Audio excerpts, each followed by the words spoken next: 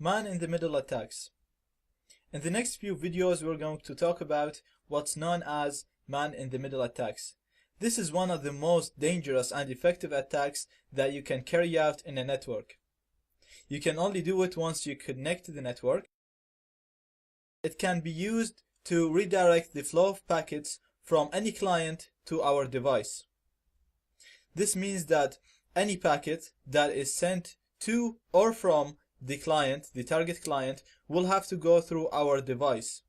And since we know the password, since we know the key to the network, we will be able to read those packets, so they won't be encrypted, and we will be able to modify them, drop them, or just read them if they contain passwords or important information. This attack is so effective because it's very hard to protect against. We're going to talk about the ways to protect against it, but it's very hard to fully protect yourself against this attack. This is due to the way ARP protocol works. It was programmed in a way that it's very simple and it's very effective, but it's not secure enough. ARP has two main issues, two main security issues. The first one is that each ARP request or response is trusted. So whatever my device says to other devices that are in my network will be trusted. So I can just tell any device that's with me on my network that I am the router, and the device will trust me. It will not try to make sure that I am actually the router. It will not make any tests to ensure my identity. If I tell any device that I am the router, the device will believe me. Same way if I talk to the router, and if I tell the router that I am someone else on the network, the router will trust me and will start treating me as that device. So that's the first security issue. The second security issue is that clients can accept responses even if they didn't send a request. So for example, when a device connects to the network, the first thing it's going to ask, who is the router? And then the router will send a response saying, I am the router.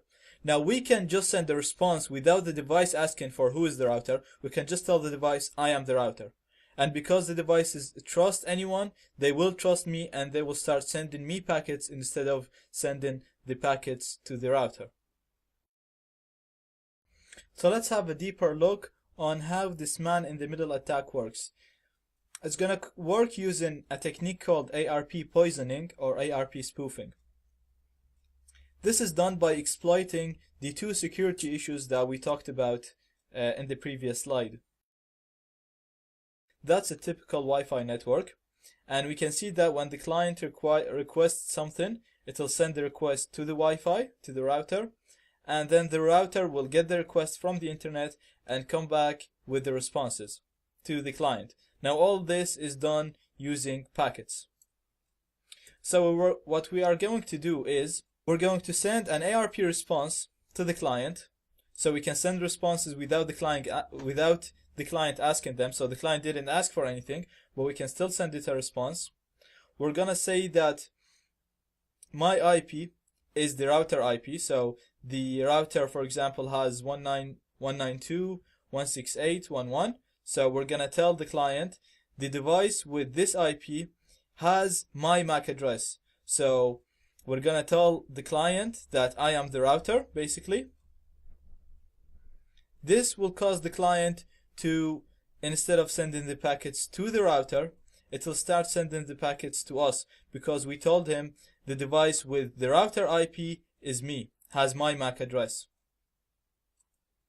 After that, we're going to do the opposite to the router. So we're going to tell the router that I am the client.